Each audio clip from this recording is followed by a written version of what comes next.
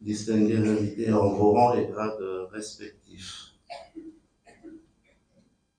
La Commission des forêts d'Afrique centrale, à travers ma voix, en ma qualité de secrétaire exécutif de cette précieuse organisation, voudrait adresser sa gratitude aux plus hautes autorités de la République congolaise qui ont accepté que cet événement se tienne ici, à Pointe-Noire, et qu'il me soit permis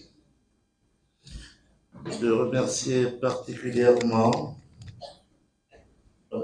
merci, qu'il me soit permis de rappeler que la COMIFAC a initié le processus de Brazzaville, où son traité avait été signé par les 11 chefs d'État et de gouvernement en 2005, et la révision de ce plan de convergence est en cours.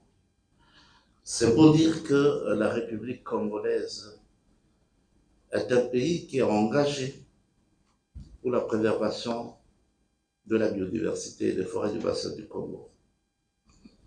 Et très récemment, nous avons vécu l'adoption de la décennie d'afforestation et de reboisement qui a été l'effort de la République congolaise pour pousser cette initiative auprès des Nations Unies. Et pour cette raison, au nom de la COMIFAC, je voudrais adresser particulièrement à son Excellence, Monsieur le Président de la République, chef de l'État, son Excellence Denis Sassou Nguesso, toute la gratitude de la Commission des forêts d'Afrique centrale pour accompagner ce processus.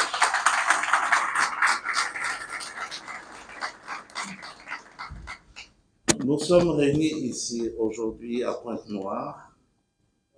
C'est avec l'initiative de nos partenaires qui soutiennent l'économie de nos États, à savoir l'Association technique internationale des bois tropicaux.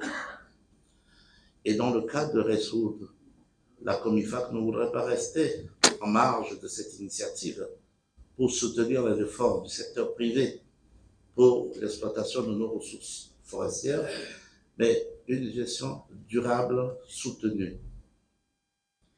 Je voudrais également rappeler que tous les efforts déployés au niveau des États sont soutenus dans le cadre du plan de convergence de la COMIFAC, et nous ne cessons de soutenir les pays également pour une bonne gouvernance de nos ressources.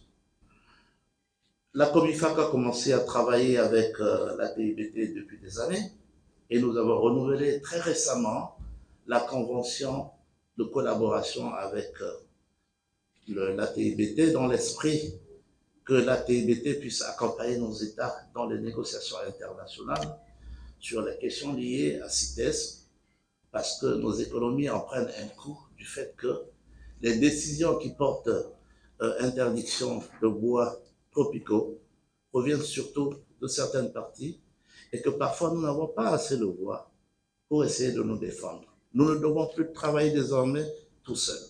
Nous devons travailler également avec tous les partenaires qui interviennent pour la gouvernance des ressources forestières au niveau du bassin du Congo. C'est pour cette raison que nous avons développé plusieurs partenariats avec la TIBT et ses partenaires naturellement, à travers également la formation dans la sous-région pour des programmes que nous avons développés dans le cadre de RIFEAC.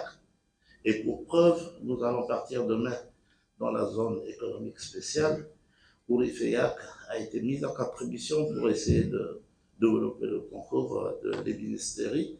Vous allez vivre cela ensemble demain.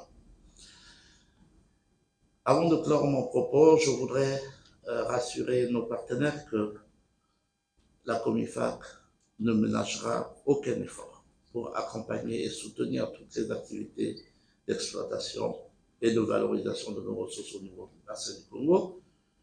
Et sur ce, je vous encourage à continuer ce genre d'initiative qui regroupe aujourd'hui plus de 170 acteurs concernés par l'exploitation et la valorisation de nos ressources. Vive la coopération internationale, vive la coopération sous-régionale, vive la COMIFAC. Je vous remercie.